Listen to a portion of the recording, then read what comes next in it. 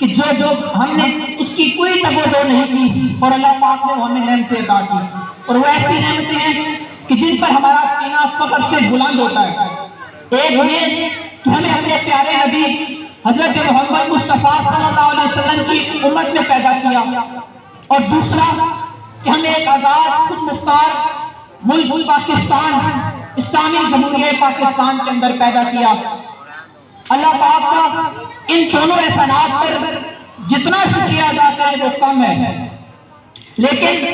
ہماری بدقسمتی یہ رہی ہے کہ اس ملک کو دو طرح کے لوگ ملے۔ ایک وہ 98% وہ لوگ جو غیرت مند اور ضمیر والے لوگ جو اس احسان فراموش نہیں کرتے اور آج بھی سینہ تان کے کہتے ہیں کہ ہم نے اس ملک کو کیا دیا، اور 2% وہ اشرفیہ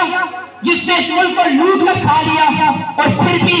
بغیرتی کی انتہا یہ ہے کہ آج کہتے ہیں کہ اس ملک نے ہمیں کیا دیا۔ یہ وہ ملک جس نے ہمیں